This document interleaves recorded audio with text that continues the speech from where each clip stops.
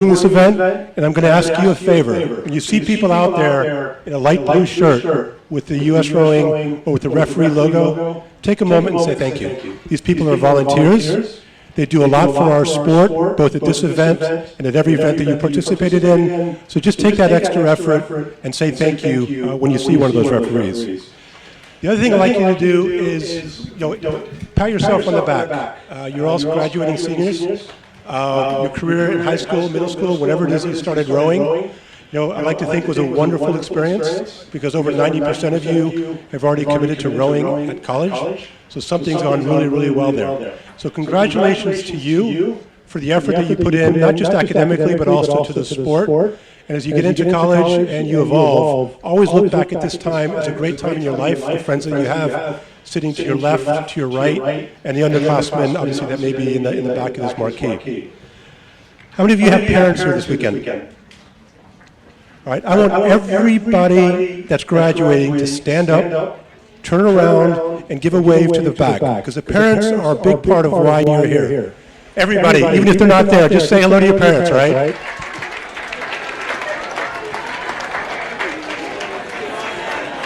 I know all of you got here because of your sweat, the early mornings and whatnot, but I guarantee you the parents were involved in carpools, in feeding you, and also just giving you the framework to be able to participate in this wonderful sport. The other reason that you're here, because you all qualified through your various regional championships and other events that we have around the country. A lot of that has to do with your own training, your own efforts, and obviously making it into the crews, but also has to do with your coaches. So I want you also to think about these coaches that you're going to be saying goodbye to as you're here to have fun. Conestoga Crew Club? That's what we want. Detroit Waterfront Rowing Association? Okay. First Coast Rowing Club? Founders Rowing Club? Green Lake Rowing Club?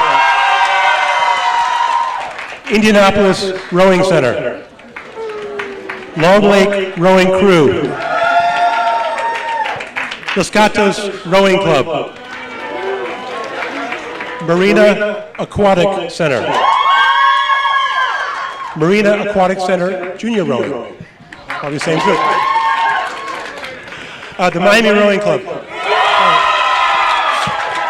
Mile High Rowing Club,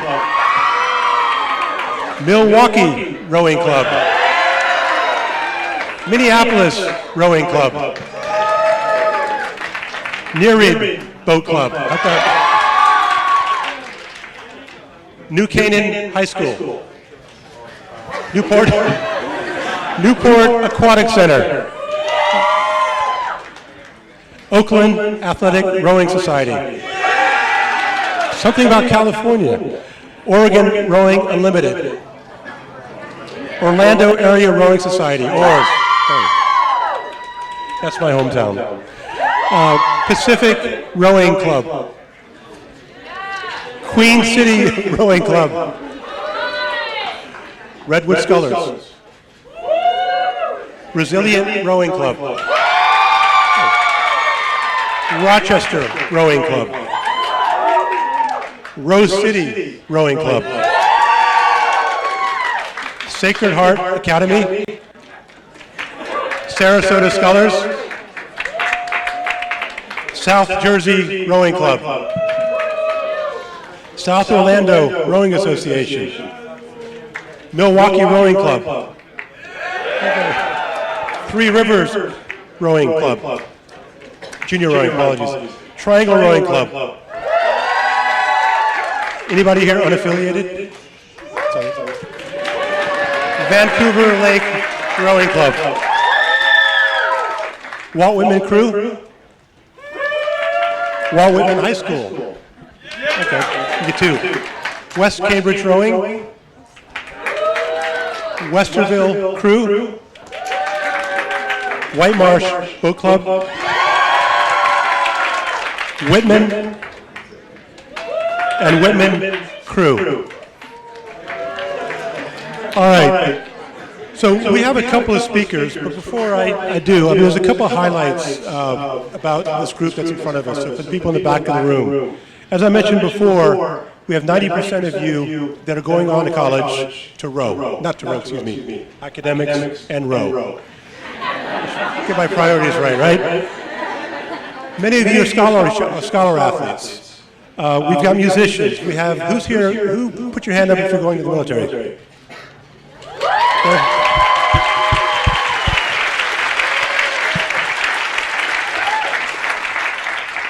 We have musicians. We have multi-sport athletes. We have future scientists. We have future artists. I mean, there's so many things about this sport in terms of preparing you for what lies ahead. And again, I think when you talk to anybody that's been around the sport, whether we win, whether we lose, we've had a great experience. A lot of it has to do with the shared experience that we've started at middle school or at high school. So there's something for you to look forward to as you move ahead. What I'd like to do now is we have two individuals here that are going to speak to you. The first is Jerry Anderson. She was a 95, 96, 7, obviously a local. But she was on our national team representing the United States back in the 90s, mid-90s. What has she done since then? Graduated from Harvard University, orthopedic surgeon. And she's also serving on the Nathan Benderson Sports Medical Team, as well as working at the IMG Academy. So Jerry is somebody that I've just gotten to know, and I really think that she's got a few things to say, so I'll turn it over to you, okay?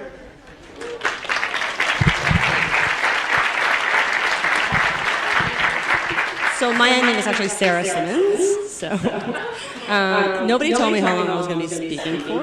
This guy over here is only going to be speaking for like 2 minutes. So I decided this might be a little long. Okay, so yes, let me introduce myself. My name is Sarah Simmons. I am currently a board-certified, fellowship-trained orthopedic hand surgeon in the area. I have the privilege of treating young and old patients alike. After I agreed to give this talk, I realized that my usual go-to bloody-filled talk about hand and wrist trauma probably wasn't going to do the trick, so I had to dig deep and come up with some more personal material. Before I became a doctor, I identified very proudly as a rower, and as I travel on through my life, it's never lost on me how much I learned from rowing. In a way, I feel as though everything you need to know to be successful in your life, you can learn from rowing. And whether this is your last rowing event, which it sounds like it's not, or you're just getting started, I wanted to share here with you today how rowing helped guide me through parts of my life, but also how it laid the groundwork for me to attain some of the joys and successes that I have had the good fortune to achieve in all aspects of my life. So let me outline my life just briefly so you can see where rowing fits in. I grew up in the Boston area. How many people do we have from Boston here? 9? All right, 1. I am still, and this is a shout out to the parents, I'm still amazed at my mother who drove me from my after-school sports to a stinky old gymnastics gym 4 days a week for 3 hours a day for 10 years. And my mother is still somebody I try to live up to when it comes to my own children. So again, I'd like to give a shout out to the parents here because they're really what makes this all possible. So I can tell you for 10 years, let me put this back in here. Maybe I won't put it back. For 10 years, for 10 straight years, I was never late.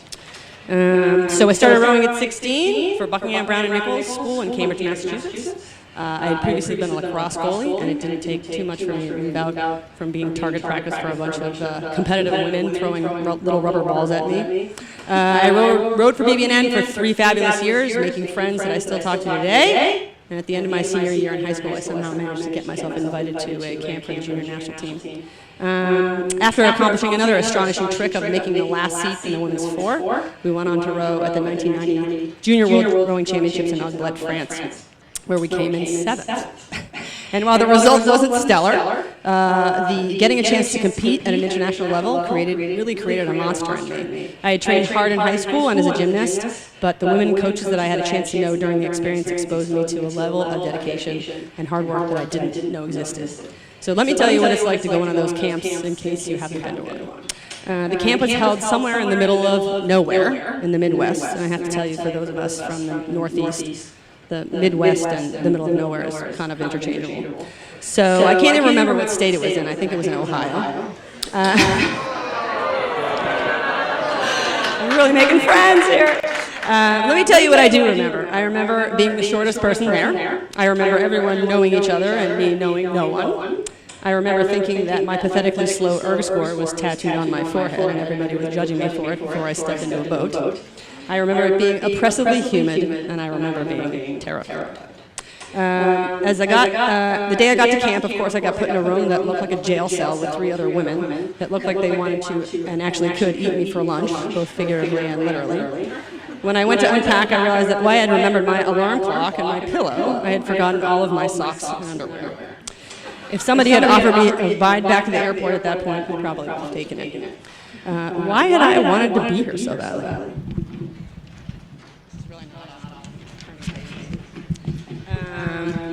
Even though I had, but I knew exactly why I wanted to be there. And even though we had to be at the boathouse at 6 a.m. to get ourselves there by running 1.5 miles, I set my alarm for 4. Punctuality, as I said earlier, was half of the game. Oversleeping meant you were on the next plane home, and I saw it happen to more than one person. So we spent the next 7 days seat racing. I remember the river was so full and the current was so strong that one day we were attempting to get back to the boathouse, and I was looking at shore, and we weren't moving, like at all. We were rowing in place, and I thought, well, that's appropriate. This is truly purgatory. Every day was painful and stressful, and after I raced myself into that last seat, the experience was exhilarating. What I realized by not giving up on that last seat, by fighting for every inch of water, by crossing into some place that was way out of my comfort zone, I had achieved something that took me on an unforgettable adventure. I started, the following fall, I started at Harvard, where I played 3 sports. My first 2 years, varsity soccer, varsity ice hockey, and I also rowed. After one day in the fall that I had to row in the morning, go to soccer practice at 3, and be at the rink at 7, I realized it was time to drop hockey. And while my love for soccer surpassed all of that of all sports, I knew that rowing was my thing. I rowed for 4 years at Radcliffe with the open weight women, either always in the front or the back of the boat. You little guys know how that is. The sense of camaraderie and the highs and lows that you go through with a college team, with like-minded people, putting hours in on the erg, in the weight room, on the water, in the freezing cold, running around the Charles River in January, builds confidence in you that you never thought was possible. It's really being part of a group that loves and supports you that makes you realize that the whole can be greater than the sum of the parts. In Radcliffe's Weld Boathouse along the stairs, there are pictures of crews dating all the way back to the 1800s.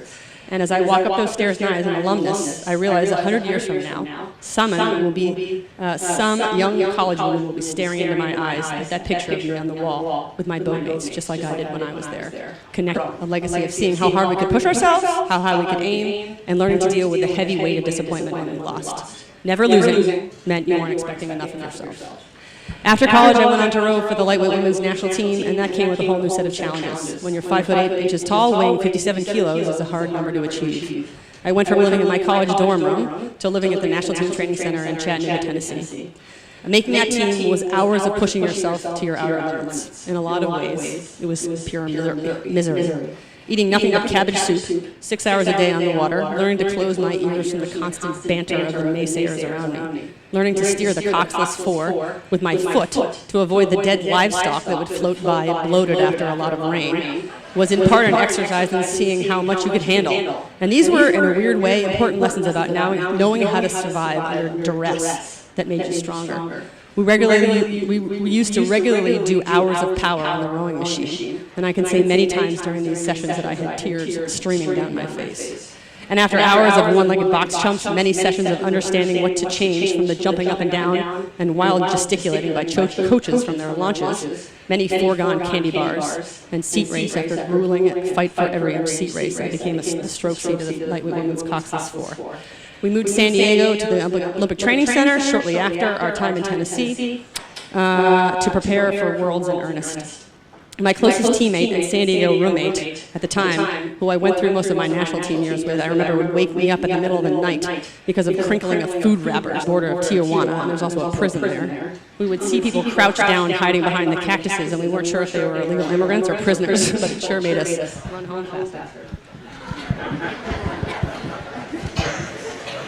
But what I remember the most, and I'm getting to the end, feeling the row, feeling our boatmates, feeling the water run underneath the hull, visualizing each part of the race. When we got back to the boathouse, we would go again and again in my mind, in books and in my sleep. And you realize that when you get to the day of competition, it's a place you've already been 1,000 times. Now all you have to do is go through the motions. And I remember sitting on that line at the start of the 1995 World Rowing Championships again, terrified, a gain that was about to come. I was afraid of steering us into the lane line. I wish my 3-seat, who was sitting behind me and constantly whispering in my ear, would finally shut up behind me. Together, we knew we could do this. As we came through the middle thousand, chest raging like a furnace, I heard our tooth that came out of her mouth. Fastest lightweight 4 in the world. All the pain that went into it, forgotten. As I moved on into my rowing years, another year in the national team, another world championships, I started to be concerned about the rest of my life. The lessons I had learned as a rower, I yearned to apply to other things like my career. I moved to New York. I completed a master's in forensic science and worked for 3 years in the New York City medical examiner's office. I had the good fortune of rowing for the New York Athletic Club, which really gave me a home in big New York City.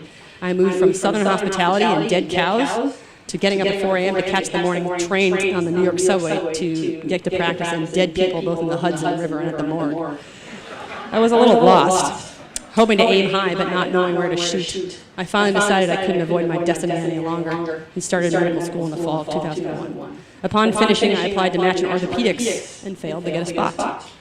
Ortho was very competitive. Do you think not matching that first year soured me on getting a spot? I had been here before, remember? It only strengthened my resolve. After taking a prelim in general surgery, I matched in 2 ortho programs and was allowed the privilege of getting abused as an orthopedic resident for 4 years.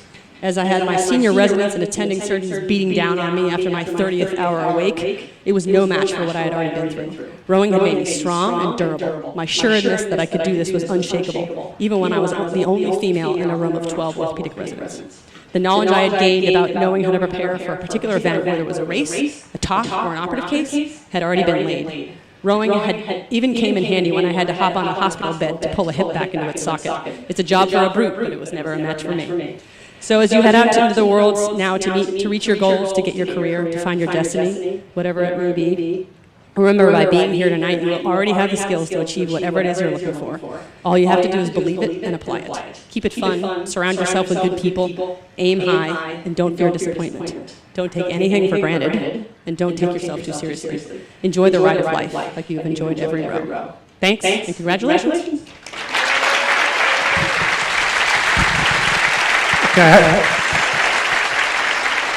You probably already figured it out, but I'm going to give you 2 more life lessons. First one is to acknowledge your mistakes, and when you do, to apologize. I got the names completely reversed. That was Sarah. So anyway, I do apologize for that. So next we do have Jerry Anderson coming forward. Jerry is from Green Lake Crew. He's rowing in the Youth 4 this weekend. And as he goes through the summer, he'll be a freshman at Cornell University starting in the fall. So Jerry, why don't you come on up, all right? Thank you.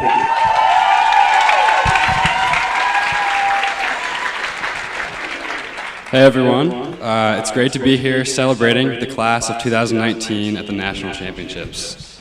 Thank you US Rowing for putting together this event as we take our last strokes as high school rowers on the national stage. Many of us will be rowing next year at colleges all around the country, following in the footsteps of top rowing recruits, like the YouTube star Olivia Jade. We have some pretty big shoes to fill. But seriously, congratulations to those of you who've committed to colleges and get to keep doing this fun sport next year. We're all here because we were fortunate to find our way into a boat, to discover that we actually like the work and that going fast with our friends is really fun. There are a lot of sports out there to choose, so why rowing?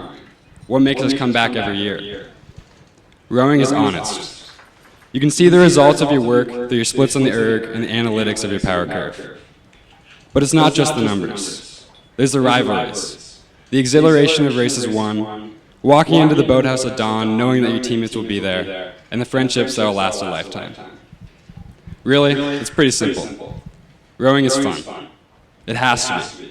Why else would we do it? When the air is so humid in the erg room that it condenses and starts raining sweat down on you mid-piece, you gotta be having fun. Or blisters present their own set of problems. An innocent splash of hand sanitizer with the wrong hand, that's tough. I'm not saying that rowing is necessarily harder than other sports. It's just that we train a significant amount of time for a very short race. And along the way, we've learned lessons that will shape how we approach opportunities in life. One of the most important lessons that we learn is that being late is not an option. On time is 15 minutes early. Because you'll never let your team down. We learn to work hard for ourselves, but more importantly, for each other. Oops, sorry. Pulling hard together, we go faster. We also learned another basic lesson, but one that is vitally important. Going fast is fun. Having fun is what gives a boat run, it gives us flow. So we need to acknowledge how lucky we are to row, which it turns out you can do for a very long time. There are 80-year-olds still rowing. If you're taking your last strokes this weekend, consider this. You're here, surrounded by the best junior rowers in the country. What an awesome way to end your career. Take a moment tomorrow and make sure to enjoy it. We've got just a few hours before racing begins, and some of us will be going home as national champions. Good luck, everybody, this weekend. Pull hard, go fast, and have fun. Congratulations to the class of 2019. Thank you.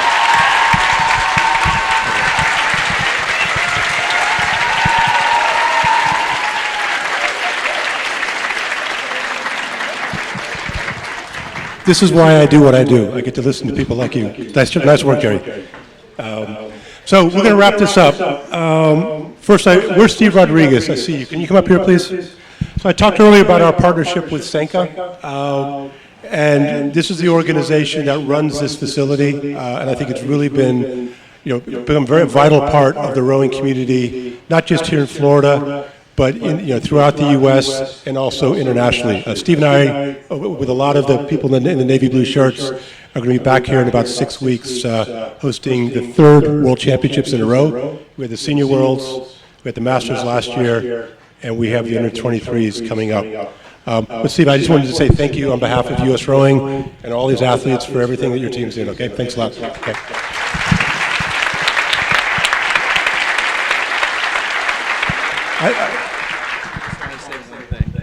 While I'm standing up here, I just want to tell you congratulations.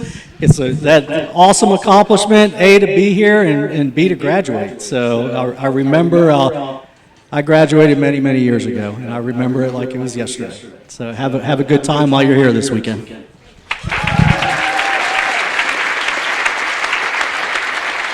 Okay, again, I'd like to thank Sarah and Jerry for giving up their time and to be up here. Again, Jerry, very impressive. I think you've got a path as an orthopedic surgery in front of you as well. So anyway, look, it's time to wind this up. So there is, if anyone's interested in a photo booth available for the athletes, just ask one of my colleagues in the blue. Obviously, you could set up here and take whatever pictures and photos that you would like.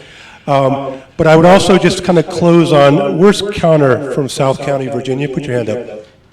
Is Connor here? All right, your parents arrived. I'm picking on you because a coach came up to me, or somebody came up to me saying, these parents are driving in from Virginia. They're just coming down I-75. We think they'll be here by 6. I think they were actually about 5 minutes early. I bring that up because there's a lot of support that you all are here from in terms of your families, your parents and whatnot. And again, I'll talk to you later, Conrad, I just want to pick on you, but wherever your parents are, put your hands up and welcome to Sarasota. There you are back there, okay? Okay, and on that note, I think we're actually finishing slightly ahead of schedule, which I know will make the coaches happy. But again, congratulations, class of 2019. And I wish you well over the course of the weekend as you work your way through the time trials, the heats and whatnot. And stop by. U.S. Rowing has our membership tent just around the corner. My team will be around, both supporting the event with Senka, along with the referees. But if you have any questions, any comments, any observations, we're all ears. We're really here for one reason, and that's to make sure this event goes really, really well for each of you. So congratulations, and good luck this weekend. Thank you.